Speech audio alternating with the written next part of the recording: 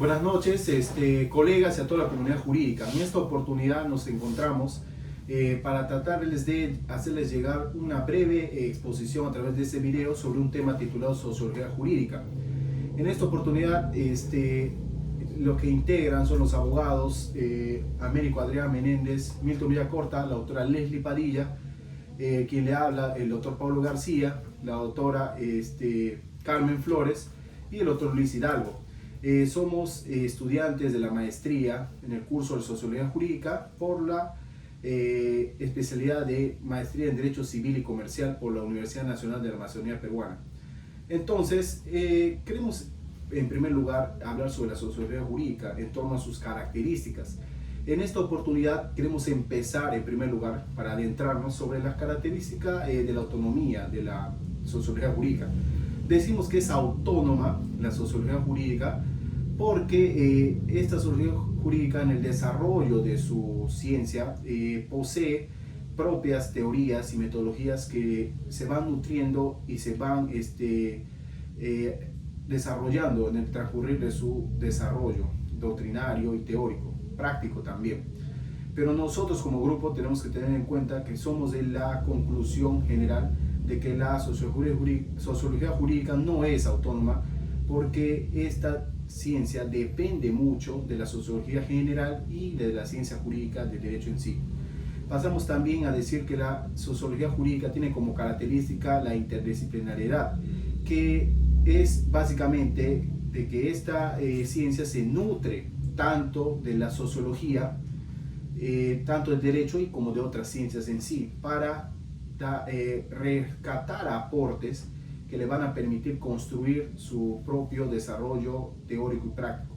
También decimos que la sociología jurídica es paradigmática. ¿Por qué decimos? Porque está constituida por construcción de enfoques simbólicos, de conceptos en sí, pero nosotros somos de la idea, luego de hacer un análisis y consultar con los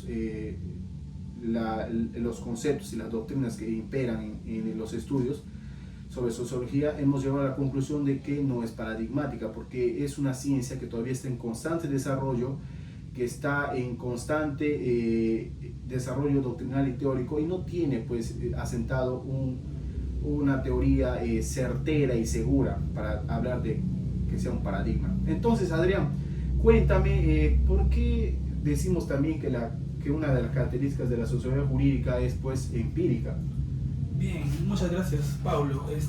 Decimos que la sociología jurídica es empírica porque proviene de su estudio de la observación, de la experiencia que vivimos en la sociedad, en la realidad. Esto a través de análisis rigurosos que hacemos de datos que pueden ser comprobados, obviamente porque están materializados en la sociedad. ¿Cuál es el objetivo de esto? El control social. También podemos decir que es, por ejemplo, teórica. ¿Y por qué decimos que es teórica? Porque construye teorías autónomas, explicando la realidad desde su propia perspectiva. Bueno, otra de las características que también te comento es que la sociología jurídica es independiente. Y es independiente, ¿por qué? Porque obviamente tiene su propia teoría, tiene su propio método científico para desarrollar su campo de acción. Este campo de acción, ¿qué estudia? Estudia las relaciones entre la sociedad y el derecho. ¿Para qué? Para buscar posibles soluciones desde el punto de vista sociológico jurídico. Finalmente te puedo decir que otra de las características de la sociología jurídica es crítica. ¿Y por qué esta ciencia es crítica? Porque indaga objetivamente lo que se ha materializado en la sociedad. ¿Y qué es lo que se ha materializado en la sociedad? Es la forma como la sociedad funciona, cómo está estructurada, y desde esa perspectiva tenemos una idea, un aforismo que dice que el sociólogo jurídico deja de serlo si justifica ideológicamente una sociedad. Esto nos remonta a entender que tiene que estar el estudio de la sociología jurídica desligada de toda ideología. Pero bien, no solo son características, también dentro de la sociología jurídica tenemos metodologías. Y bueno, Luis, acerca de las metodologías, ¿qué nos puedes comentar? Bueno, hay varias metodologías, Adrián. Tenemos la metodología, el método comprensivo, el crítico racional, el histórico, el comparativo, estadístico, cuantitativo, cualitativo, ¿no? Pero yo te quiero explicar lo que es el método comprensivo, para empezar. Este método usa la intropatía para poder captar el sentido subjetivo de los actores culturales. Es decir, al hablar del uso de la intropatía nos referimos al uso de la diversidad cultural. Va a analizar desde el punto de vista de la diversidad cultural, de las diferencias culturales, para poder hacer un análisis sociojurídico de un tema en particular. Asimismo tenemos el método racional. Muchos autores piensan que este método sustituye a la ciencia por el misticismo. Y es falso, ¿no? ¿Por qué? ¿Por qué no sustituye el método racional a la ciencia por el misticismo? Porque este método viene a reclamar para la ciencia la reflexión racional, la reflexión crítica, como habéis mencionado hace un momento. Y no solo la práctica del empirismo, la experiencia, que esta pues viene a negar o se niega a ir más allá de los hechos sociales al momento de realizar las investigaciones o los análisis de algunos aspectos sociológicos. También tenemos entre las metodologías el método histórico.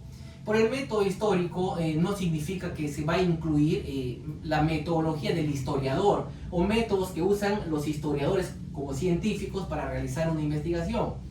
No, más bien va a aprovechar este método histórico algunos aspectos de la historia para que el investigador o el especialista retroceda en el tiempo y realice un análisis de cómo ha ido evolucionando el tema que está investigando, para que pueda llegar a comprender en la actualidad por qué es así o por qué no es así o por qué ha dejado de ser así.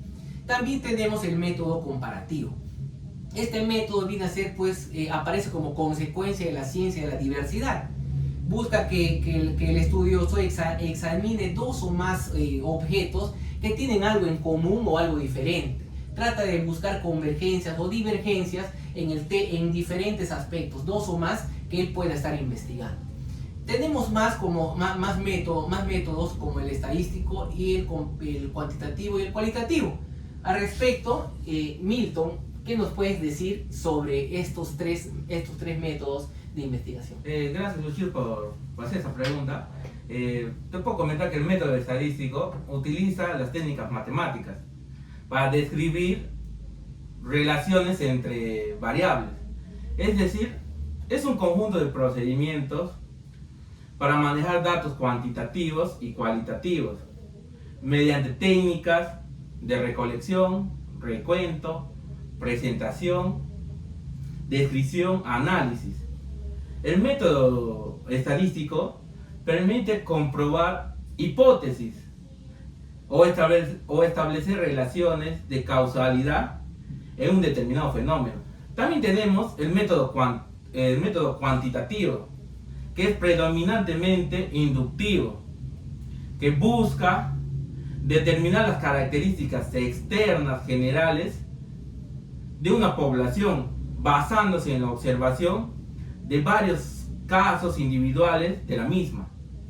Es decir, es el conjunto de estrategias de obtención y procesamiento de información que emplean magnitudes numéricas y técnicas formales para llevar a cabo su análisis, siempre enmarcados en una relación de causa y efecto. Por último, te puedo mencionar, o lo puedo mencionar a todos, el método cualitativo, que es fenomenológico, que pretende comprender lo más profundamente posible una entidad, fenómeno vital o una situación determinada.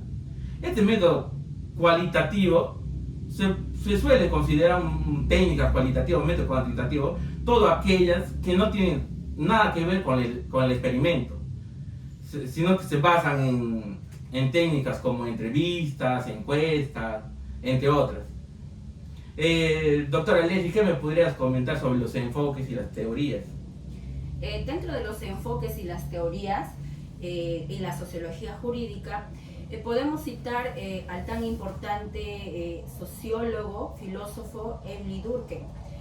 Emile Durkheim nos cita al hecho social como derecho, en la que precisa pues que el derecho es una ciencia social, es una realidad social. ¿Por qué decimos que es una realidad social? Porque está enfocado a las conductas y a todo aquello que va a hacer que forme la sociedad en sí, ¿no?